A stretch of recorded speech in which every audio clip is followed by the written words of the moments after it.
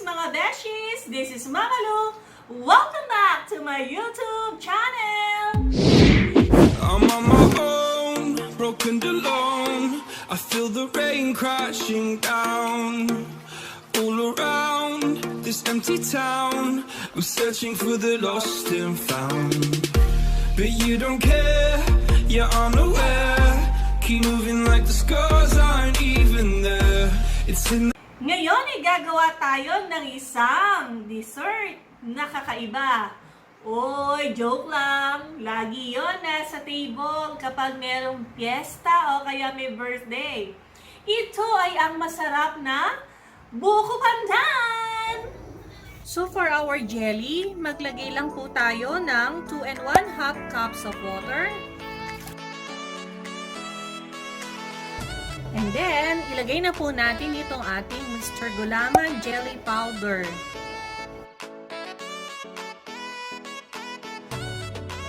And then, haluin lang po natin.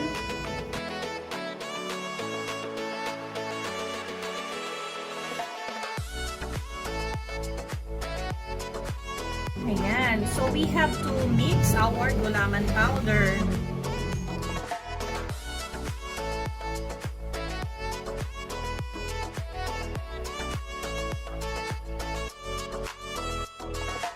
So, hintayin lang po natin itong kumulo.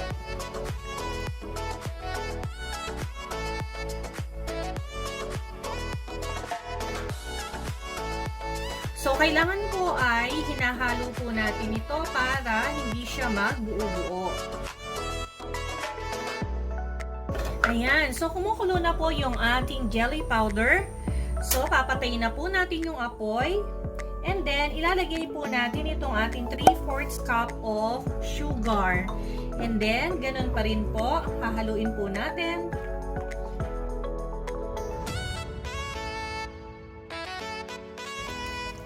Ayan. So, pag nakita po natin na dissolve na po yung ating sugar, so ito pong Mr. Gulaman powder na ito ay meron pong kasamang flavor.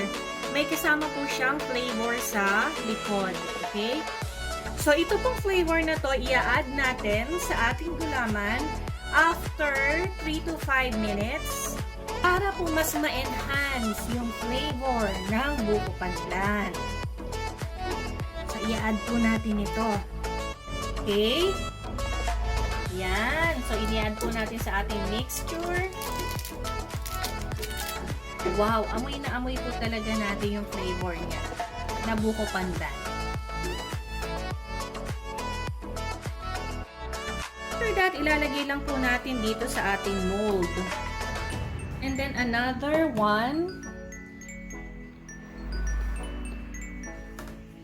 Or if gusto po natin na lumamig, pwede po natin ilagay sa ref. Or kung ayaw po natin ilagay sa ref, maghihintay lang po tayo ng a few minutes para tumigas. So mga mamshis, narito po yung ating iba pang ingredients na kakailanganin natin sa ating buko pandan. Buko dun sa ating gelatin. Ayan, pwede na siyang hiwain into cubes. Siyempre, ayan. So mga mamshis, ikakat lang natin ito into cubes.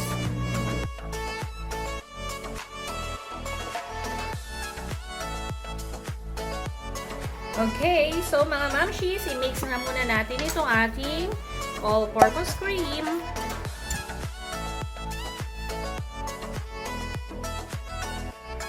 Of course, isama na natin yung ating condensed milk.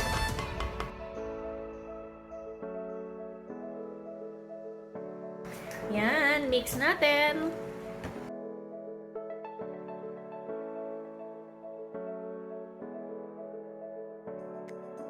And then, yung ating evaporated milk.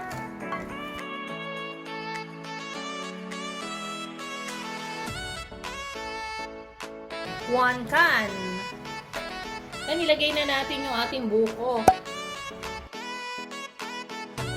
Yan.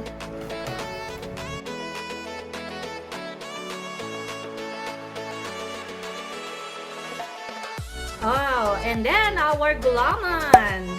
This is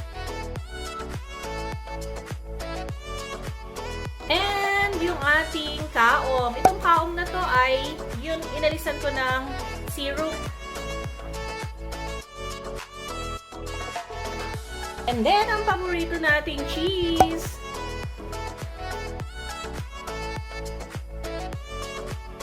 Napaka-yummy. Yan. And then, mga mamshies, may prepare akong ganitong mga canister. So, lalagay ko lang to dito sa mga canisters na to. And then, i-chilled sa ref.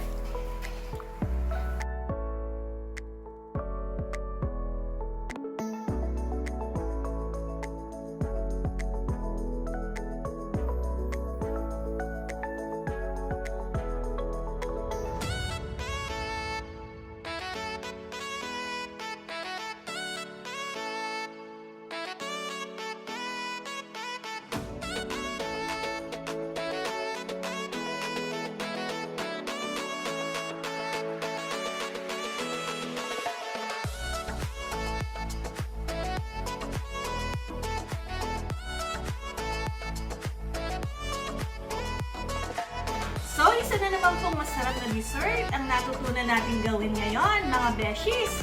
Pwede din natin tulungan yung ating mga nanay sa paggawa, diba? So, meron na kayong alam. Okay, so, sa mga hindi pa po nakaka-subscribe, please click the subscribe button and the notification bell para ma-notify kayo every time I post videos. Bye, mga beshies, mga momshies!